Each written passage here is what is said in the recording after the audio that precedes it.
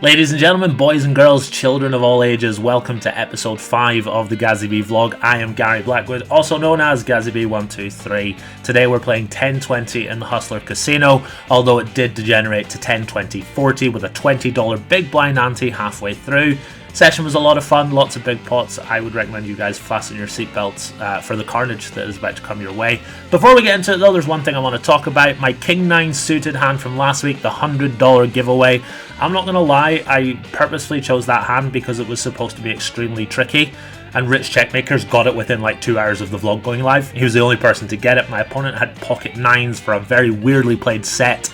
We were basically dead on the flop, and we managed to river 2 pair and lose a little more money, but fortunately my opponent played it really quite passively, saved us a bit of money in the long run. I purposely chose that hand because I didn't think anyone would get it, and I'd saved myself $100, and Rich Checkmaker comes along in the first couple of hours and smashes it.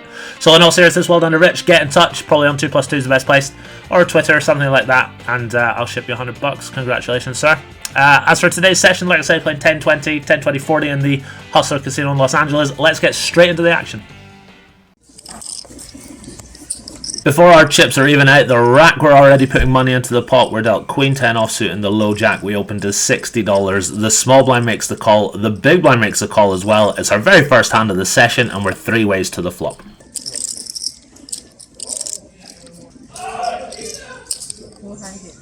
The small blind decides to lead out for $200 here. It's a pot-sized bet. After the big blind folds, I double check that I've got spade in my hand. I don't think I can make this call without a spade, but with the backdoor flush draw, I go ahead and make the call.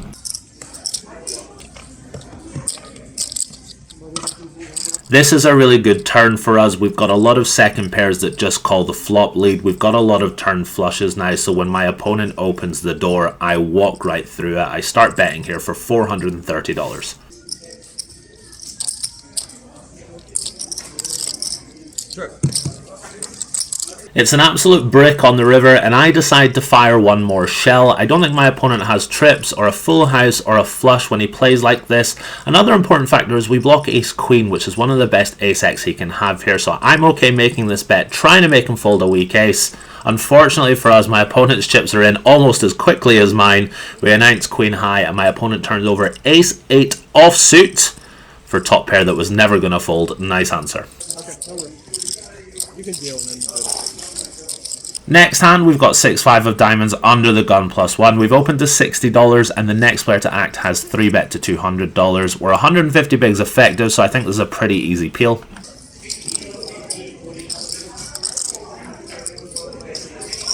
I check, and my opponent continues for about 2/3 pot. It's really not a great spot already. My plan is to call here and proceed with caution on future streets.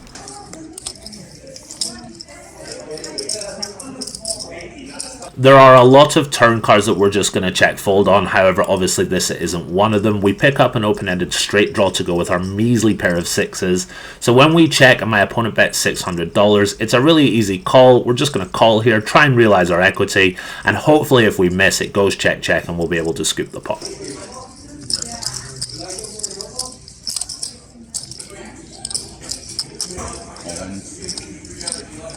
The river is a jack, which isn't a completely insignificant card. If my opponent was bluffing with a hand like ace jack or king jack or queen jack of clubs or even jack 10 or jack 9 of clubs, he's more than capable of shoving this river for thin value.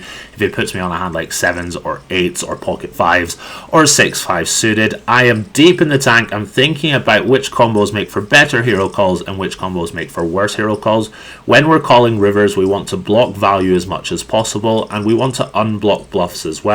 Really difficult in this scenario for us to block value, so I really want to unblock bluffs, and I decided in game that having 6-5 suited, which blocks ace 5 suited, doesn't make for a particularly good bluff catcher. Yes, ace 5 suited is a small part of my opponent's range, but I thought that was a reasonable thought process, so I decided I would call instead with hands like 7-6 suited, pocket 7s, pocket 8s, those sort of hands that don't block my opponent's bluffs. I solved this hand afterwards, and apparently I've completely butchered it. We're supposed to pure check jam the turn. Good luck, Mr. Solver, playing it like that in a live game. In all seriousness, I think my thought process is reasonable in this spot, so I went ahead and check folded. I asked my opponent later if he had bluff or a value. He didn't answer. I guess we'll never know.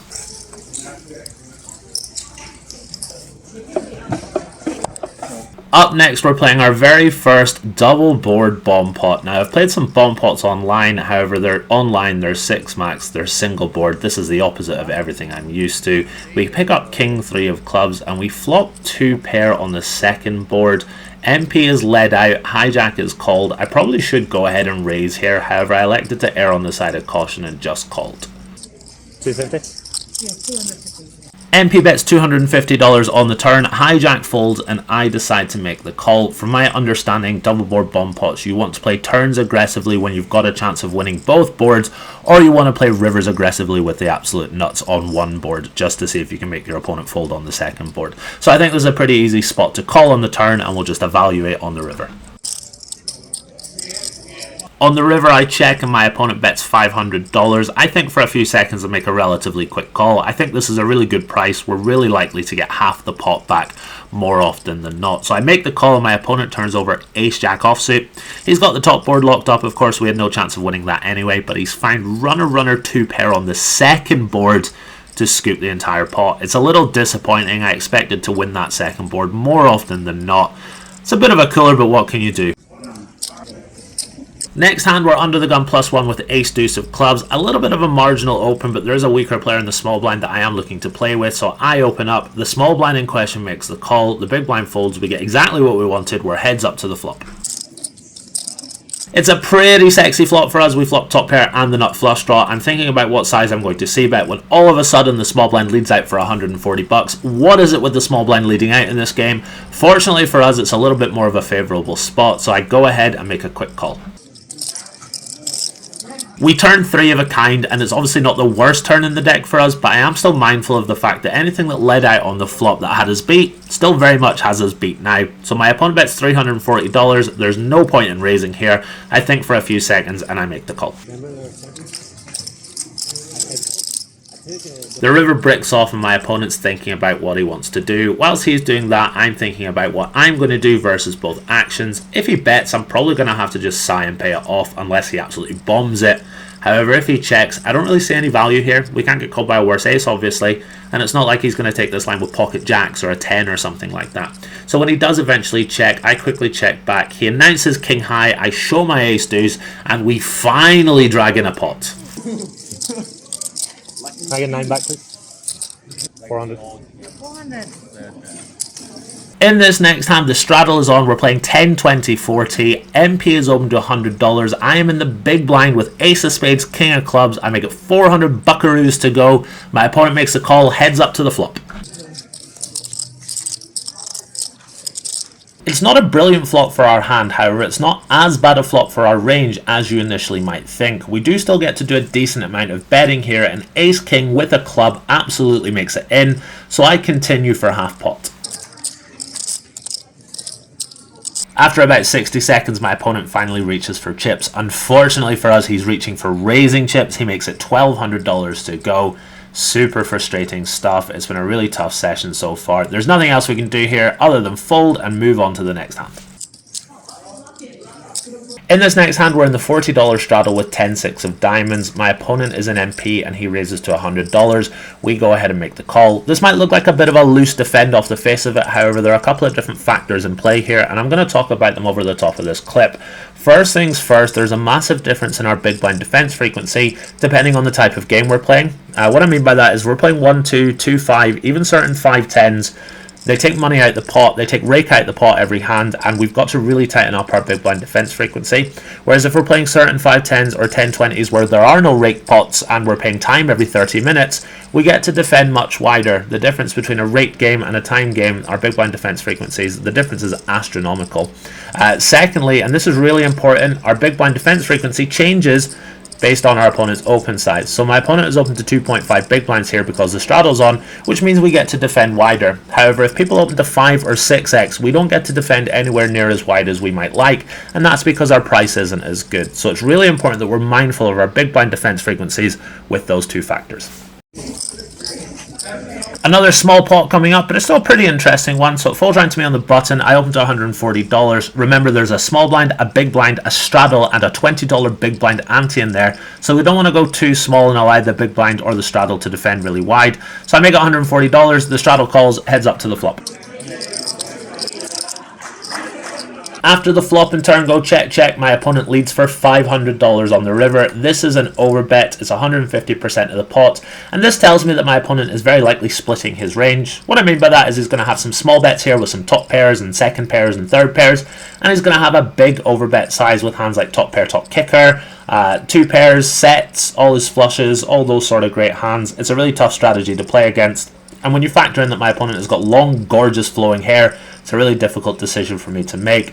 I decide that I'm going to call here at a very low frequency, only 25% of the time. I use a chip on top of my stack as an RNG. It lands on fold, and fortunately I'm able to get away from this one, as I'm pretty sure he had it. He had this look in his eye that he had it. I go ahead and fold. Nice hand. Very short, very nothing hand incoming here. I just want to talk about one thing. So I'm in the hijack. I open to $100. Cut off next to act makes it $320. I spin my RNG. I'm going to call here sometimes. Going to 4-bet quite a lot. It lands on 4-bet. We make it $960 to go. My opponent quickly folds. Like I say, complete nothing hand. I just want to talk about how much fun it is to 4-bet bluff to $960. I am out here in LA living my absolute best life. 960. 960.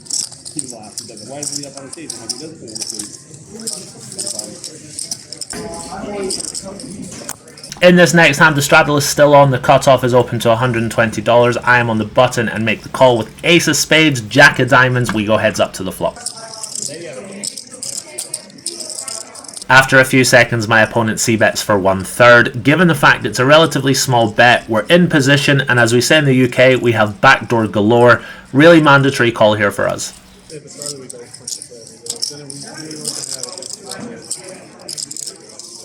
It's a pretty good turn for us. We've now turned an open-ended straight draw. My opponent continues barreling here. He bets $350. I think I want to raise here sometimes, but mostly call. I spin the RNG, we land on call, and we're off to the river.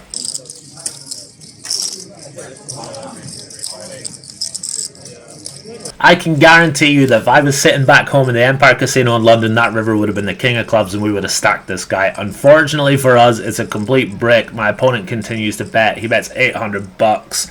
I think shoving here is fine at some frequency because we are going to just call King Jack on the turn. However, again, the RNG saves me. I don't think this guy was ever folding in a million years, so I just go ahead and let it go.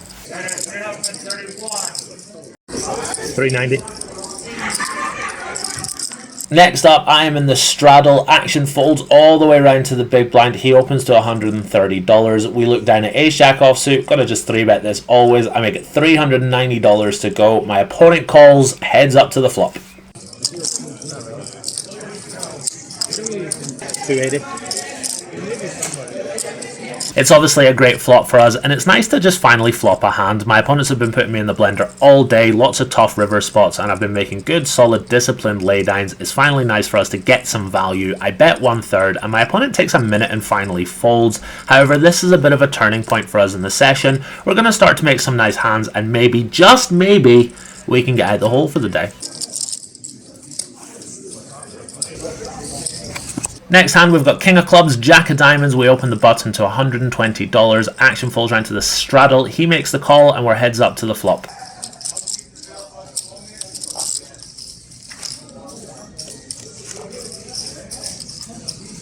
It's a really nice flop for us. We flop 3 of a kind. I keep my strategy nice and simple on these paired boards. I bet 1/3, and obviously on the higher paired boards, they're better for us, so we get to bet them really wide. I bet $100 here. Unfortunately for us, our opponent has a hand that can continue, and we're off to a turn.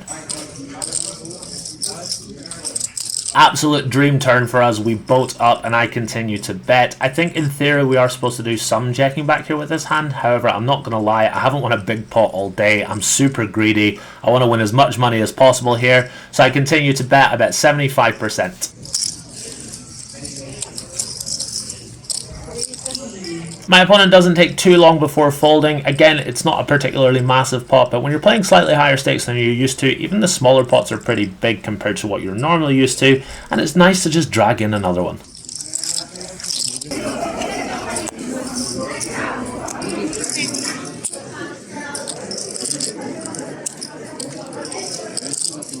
$900. Next hand, for the first time today, we finally got them. The boys, Dean and Josh, the Pointer Sisters, Rockets, Pocket 14s, whatever you want to call them. We finally got pocket aces. The button is opened, the small blind is 3-bet, and we have cold 4-bet to $900.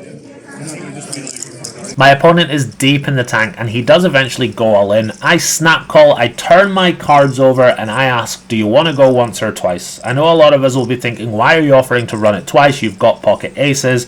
I want to talk about this real quick. My edge in this game, it doesn't come from going all in and winning flips and holding here versus his ace king or his queens or whatever he's got. I want to minimize variance in these all-in spots as much as possible. My edge in this game doesn't come from winning all-ins pre. It comes from optimal sizes, value betting correctly, discipline laydowns, all those great traits that make a really good poker player. So I'm a big fan of reducing variance wherever possible, because this is not where my edge comes from.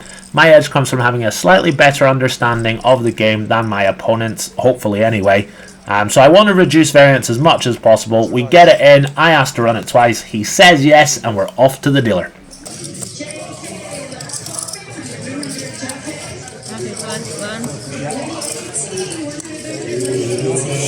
Shut up, you three. Not even close. Not even close. Burn without burning. Yeah, burn. And now burn and turn. And burn and river.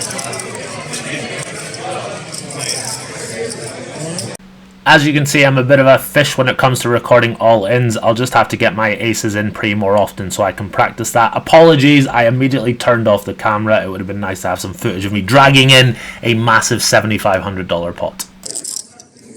Next up, we have King Queen offsuit in the small blind. We open to 140. We go just a little bigger here, given the fact we've got 2 blinds to get through. We're out of position, and we don't want to give these guys a good price to call all the time. So we open to 140, only the straddle calls. Pretty good flop for us. We've got an open-ended straight draw, backdoor flush draw, and of course 2 overcards as well. This is a board we want to c-bet really quite wide on. I think our hand is just always going to be a c-bet, so I bet $100. My opponent raises to 400, which might look like a little bit of a big raise, but you got to remember we're really quite deep here, probably about 7k effective, so I think his size is pretty standard. We're not going anywhere, of course. We decide to make the call. Pretty interesting turn card. My opponent is certainly capable of raising a hand like Ace Jack or King Jack or Queen Jack or of course Jack 10 on the flop. So I'm not exactly loving life on this turn. When I check, however, he does decide to check back, which is a bit of a relief. We don't want to have to check fold or check call out of position here. We get to just realize our equity for free. 3 of a kind on board on the river. I decide that my hand is too strong to bluff and check. Remember, we beat all of our opponent's straight draws, his Queen 9, King 9, 9-8 type hands that are going to raise the flop and take a free card on the turn a lot of the time. So if we've got a small flush draw ourselves or a 9-8 type hand, that's certainly allowed to go ahead and bluff. But this is just a little too strong, which is proven given the fact it goes check check and our King High scoops the pot. It's the only thing I could have that couldn't call. Thank you.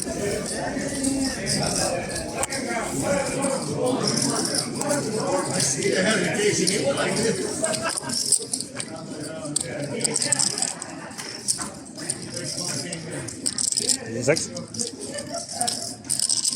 Boys and girls, strap yourselves in. The next 2 pots are 2 of the biggest pots I've ever played in my life, and they are back to back. They happened one after the other, which is really quite extraordinary. Let's start with this one. The button is limped. I have isolated Ace King of Spades in the big blind to 200. The straddle is made at 600, and the action is back on me. 1360.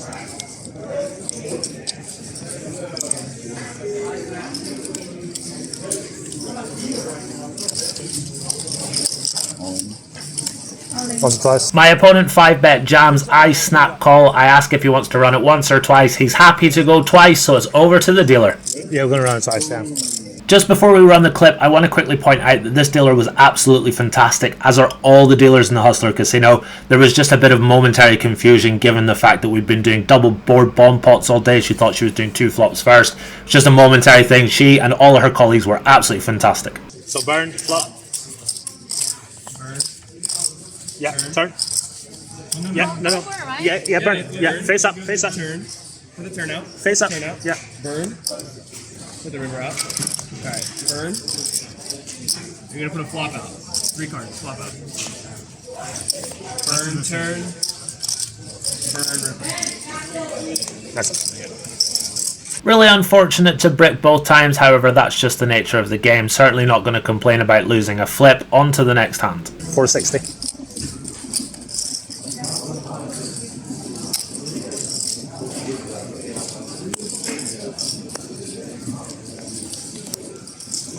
Absolutely no time to feel sorry for ourselves. As mentioned, this is the very next hand. There's been an open. We've 3-bet ace king offsuit to 460 out of the blinds.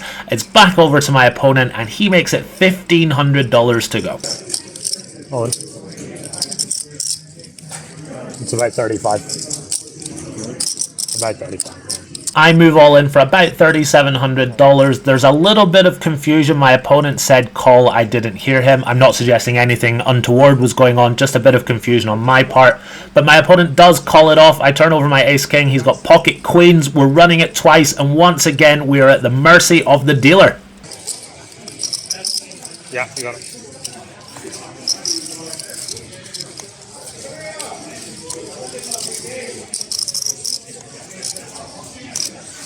After losing 3 out of 3 boards, surely to God we can win 1. However, the door card is the Queen of Hearts, and I'm pretty sure if you look closely enough, you can see her wink up at the camera.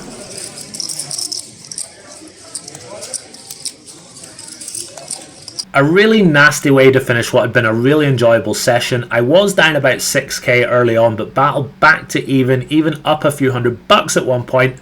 However, after those 2 hands, I decided it wasn't to be. I tapped the table, I cashed in my $500 worth of chips that were left in my bag, thinking I was down 9.5k for the day. But when I got home, I found a 1k chip in my backpack. Talk about running good. I was only down $8,500 total. A bit unfortunate, but that's just the way it goes sometimes. That's all from me for this week, guys. I really appreciate everyone that's tuned in. If you did enjoy the show, please do click that like and sub button. And if you didn't, click it anyway. I'd appreciate that a lot. As for the session itself, it was a lot of fun, really tough at times. The game was pretty good at times as well. But when it was tough, it was kind of like an online game, so it was nice for me to exercise that side of my poker brain, if you like. I feel like I played well, didn't run the best at the start, ran really well for the next couple of hours, and then boom, gone in 2 hands, 4 boards with ace king, didn't win a single one. There's nothing you can do about that. As long as you play your best, let the chips fall where they may. So that's all from me for this week. What I'm going to do now is enter an alternative reality where I won both those pots. Take it easy, guys.